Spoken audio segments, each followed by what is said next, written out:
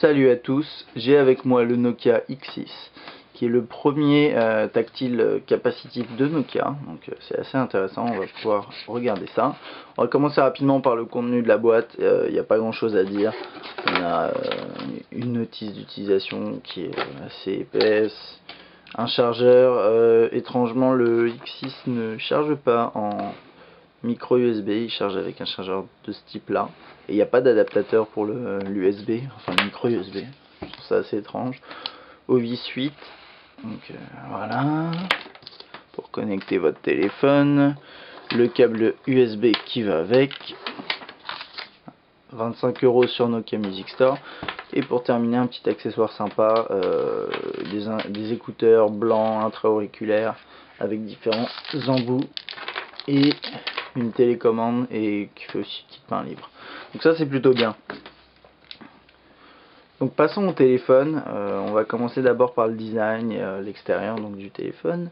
On a un grand écran 3,2 pouces, donc capacitif, c'est une différence de technologie au niveau du tactile. On va comparer ça disons à la technologie de l'iPhone, c'est similaire à l'iPhone, contrairement au par exemple à N97 où il faut appuyer un peu plus, là ça fonctionne pas de la même façon.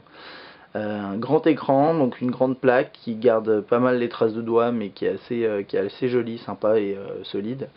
Là en façade donc on a la visio, le détecteur de lumière et de présence j'imagine aussi d'ailleurs. Ensuite le bouton qui rappelle les Express Music, c'est un accès rapide à certaines fonctions. Donc hop, voilà, je vous remontrerai un peu plus après. Ici on a la touche de menu au milieu, la touche raccrocher et la touche décrocher. En dessous il n'y a rien. Là sur le dessus on a voilà, alors on a le jack qui fait aussi sortie AV, le slot pour le chargement, le bouton on off et le cache pour l'USB. De l'autre côté le volume, le bouton de déverrouillage verrouillage qui est sur la droite et l'appareil photo. Là le cache pour la carte SIM, les haut-parleurs qui sont plutôt pas mal, vous le verrez, et l'appareil photo 5 mégapixels qui lui aussi est plutôt intéressant.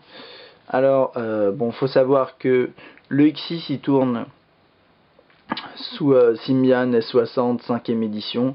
On va dire qu'on peut le comparer assez facilement au 5800 en termes d'OS avec quelques améliorations.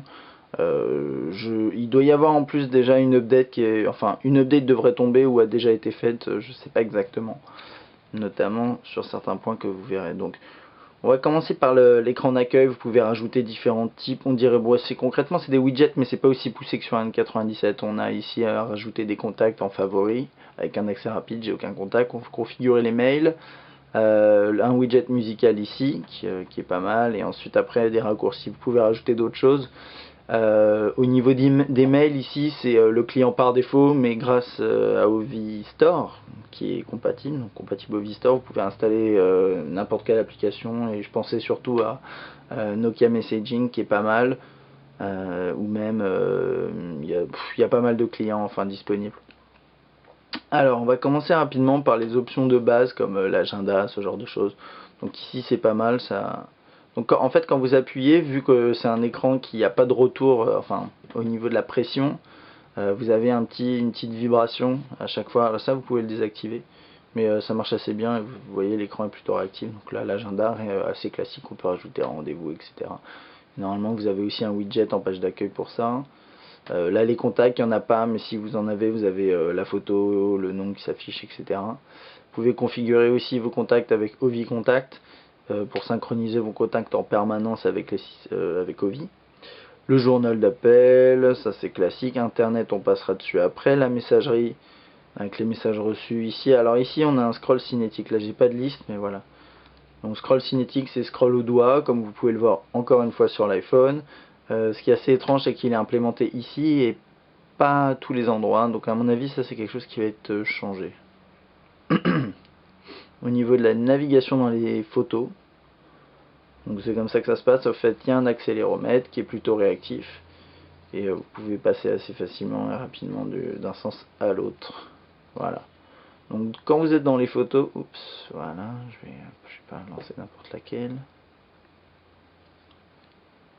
Donc là sur le grand écran ça rend assez bien, vous avez un défilement comme ça qui est plutôt réactif, ça va. Après si vous mettez des photos un peu plus lourdes ou vous importez des photos d'un réflexe par exemple, après ça peut être un peu galère. Par la même occasion on va prendre une photo, donc là je me mets en mode photo, je vais juste changer pour utiliser le viseur principal.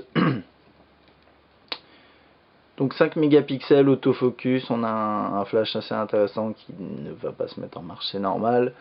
On a aussi un mode macro qui fonctionne bien, je vais vous montrer ça. Donc pour utiliser tout ça, il y a les boutons tactiles ici. Donc là j'étais déjà en mode macro en fait, parce que je l'avais mis tout à l'heure. On a différents modes ici, vous pouvez régler le flash là, ça marche assez bien.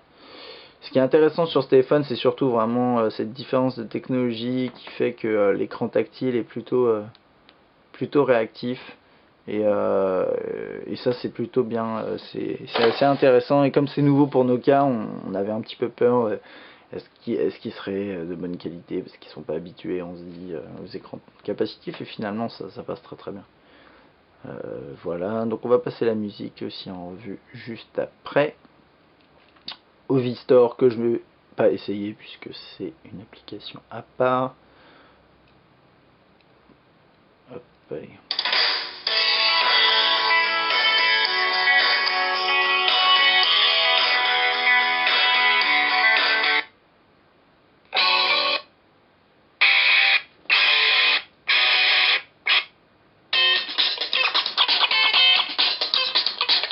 Ok, j'ai comparé au N97 par exemple, qui avait quand même des haut-parleurs pas d'une qualité extraordinaire. Là on est sur des haut-parleurs vraiment d'une bonne qualité, avec des basses bien présentes. Et ça c'est vraiment intéressant, c'est appréciable. Et là on a le petit widget ici en...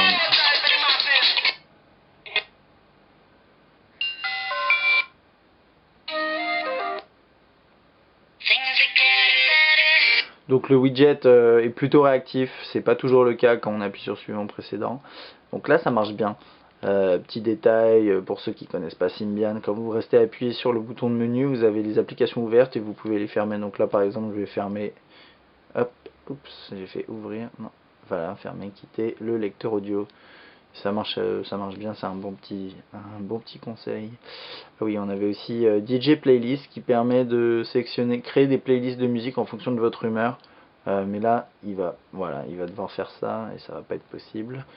Ça va prendre 3. Donc c'est possible de le faire, mais là ça prend un peu de temps. Sinon on a la possibilité d'écouter la radio, mais il faut connecter le kit main libre. Ensuite on a, alors il y a Ovi Maps, c'est pas dans sa dernière version, et si vous achetez le X6, mettez tout de suite à jour Ovi Maps, puisque en fait maintenant Nokia propose gratuitement Ovi Maps dans le monde entier, dans une nouvelle version qui fonctionne très bien. Donc je vais même pas la tester, ça sert à rien, mais sachez qu'il y a un GPS, et qu'en téléchargeant la nouvelle version d'Ovi Maps, eh ben, vous aurez vraiment toute une suite complète. Alors justement c'est ici quelque chose d'étrange, dans ces listes de type icône, il n'y a pas de scroll cinétique, il y a un scroll à la... Voilà, justement, à l'ascenseur. Je pense que ça va être mis à jour parce que ça c'est pas normal. Et voilà, c'est un peu pénible. Pas grand chose à dire là-dessus. On a voilà, gestion, etc. Converteur. Là-dessus, vous pouvez installer des applications. Il y a énormément d'applications disponibles pour Symbian S60 5ème édition. Même les applications 3ème édition fonctionnent un petit peu de temps en temps, donc fouillez un peu sur internet et vous trouverez votre bonheur. Et je crois que j'ai fait le tour. L'application Facebook ici, c'est a priori un raccourci vers le web, et d'ailleurs en parlant de web, j'ai pas fait de tour sur le web. Voilà. Alors je sais pas si c'est... Non, ça a l'air d'être l'application. Mais je vais pas me connecter. Je vais d'abord aller sur internet. Rapidos. Donc là on a pas mal de... Ça c'est aussi, il y a des raccourcis, il y a des applications. C'est à vous de voir, mais dans Ovistore vous trouverez normalement votre bonheur. Alors, je sais pas, je vais aller sur...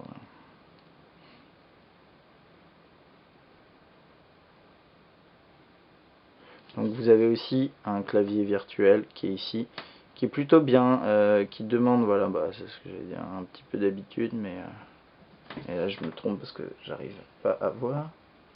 FR, tu peux y arriver. FT, Ça demande un peu d'habitude, mais c'est bon. Ok. Bon voilà, concrètement, là, il n'y a pas grand chose à dire hein, sur le navigateur. Il fonctionne bien, et là je crois que je vais... Voilà, il va pas être connecté. Il faut que je me connecte en free wifi, il va me demander mes identifiants, donc ça va pas le faire. Je les ai pas sauvegardés, mais le navigateur est bien. Par contre, vous pouvez aussi installer Opera Mini, Skyfire, etc. Il y a beaucoup d'autres navigateurs supplémentaires qui permettent on va dire, optimiser au mieux sa navigation sur internet. Donc promenez-vous là-dessus. Ce qui est intéressant sur ce téléphone ce sont les 16 Go, son écran capacitif, c'est un très important qui est très réactif. La possibilité d'avoir un GPS, Ovimaps, etc.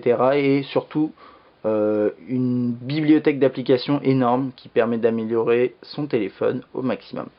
A bientôt!